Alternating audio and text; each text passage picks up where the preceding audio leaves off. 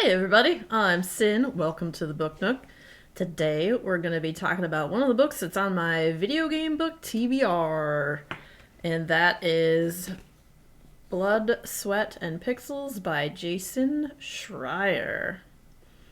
This is a non-fiction book. Let's transition here. Beep. Okay, I'll set that down. So Blood, Sweat, and Pixels, a non-fiction book that kind of does like a deep dive into what goes on and the behind the scenes in what is put into the blood, sweat, and pixels of making a video game, and how sometimes it's a surprise that these games even get made at all. This is a pretty crazy book. The way that Jason Schreier writes, first of all, he is the editor for Kotaku, which is a very well-known video game publication. He has a super passion for video games, and it comes across in his writing. And I think one of the cool things about this book is that even if you weren't into video games, he makes it exciting, and it was really well written and super enjoyable to read. Like, I loved it. Talks about 10 different video games, and I'll tell you which ones as we go along. And it goes into like what went into trying to get those games out and into the public. So pretty good read. So this book goes into the miracle of actually getting a video game made. And it goes and it talks about all the hurdles and the lumps and the bumps and the caffeine-fueled nights and the crunch time and just the craziness that it takes to getting a game done. This book was written in 2016 and it came out in 2017. So at that point in time, the video game industry was a $30 billion industry. I imagine it's worth way more than that now, but that's what it was at that point in time. So we get into that. And this guy, Jason Schreier, talked to basically around 100 game devs and executives. Basically got the story from them. So right from, the heart and soul of the industry, like where those games come from. So each chapter, it takes a look at a different type of game. It goes into just all the stuff that's involved in people who are behind the game. The artists, the designers, the programmers, the producers, the sound department, quality assurance testers, and marketing team. Like, there's a huge amount of stuff that goes into making a video game. And that's why, especially with indie games, when you see a game that one or two people put out, that's like, and it actually makes it, that's mind-boggling, just the amount of stuff that goes into making it. So to have only a couple people do that when you look at other games that have just like hundreds of people on their team. So why is it so hard to make a video game?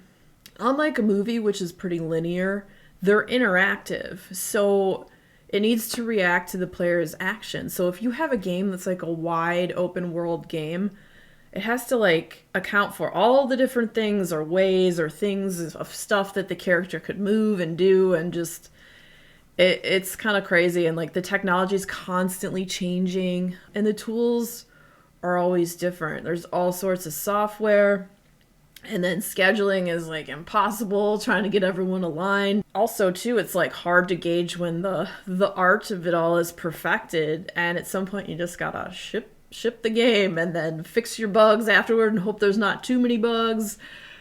And oh man, there's a lot like I never even gave a second thought to, which is kind of crazy. I mean, anyone who likes to read and plays video games should read this book. I told my partner he should read it because it's just, as I said, the way this guy writes, it was very entertaining and it was fun to read, and just to see all the stuff that happens behind the scenes. It was a great book. In this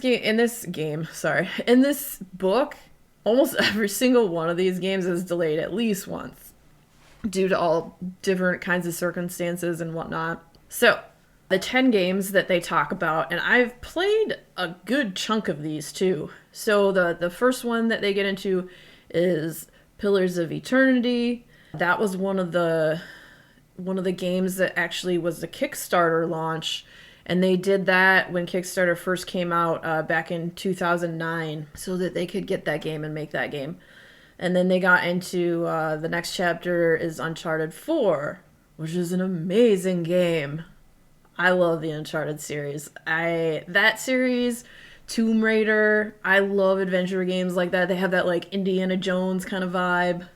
So it gets into the story of like what went into making that game. And just, the whole running on fumes, changing of trajectory. They even changed the story at one point. It was going in a completely different direction. And then another chapter is on the beloved Stardew Valley, and that was made basically by one guy. Took him 5 years to make. His name was Eric Barone, and he just whittled away at it every day and eventually got that game out there, and it's such an amazing game. Like, I love Stardew Valley. Another one I've also played. Diablo 3 is another chapter. Halo Wars, Dragon Age Inquisition, Shovel Knight, Destiny, The Witcher 3, and then Star Wars 1313. All of these games were able to get made, and they had, except for Star Wars 1313, because Disney bought the studio and then axed the video game part of it. Thanks, Disney. Well, what can you do? I don't know. And I guess the game had so much promise and hype behind it, and a lot of people were bummed out that that game didn't get made. So each chapter, it goes into the story of like the blood, sweat, and pixels. I want to say tears. There's probably some tears too that went into making all these games. And just overall, like, what a fun read.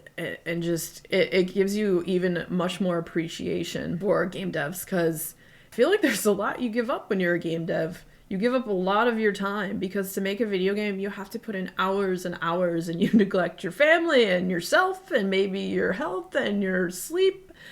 And just to crunch and get all this stuff done, and people take it for granted. And then a lot of these games too, some of them came out and they had like major horrible issues and the fans hated them. And so basically how they fixed all the BS that they had put out, like in different ones, So there's just a lot of really great examples, and the games they picked to talk about, I thought were really good ones. You have everything from the AAA range down to the little indie game, and just a great read. I loved this book. I gave it 5 stars. 5! I thought it was that good. Yeah, nonfiction about video games, but like I said, the author, Jason Schreier, had just so much passion and excitement in his writing about this that you could feel it. So it was pretty great. Thank you guys for joining me today in the Book Nook. Don't forget to like and subscribe. Just do it. Anywho, till next time, we'll see you later. No.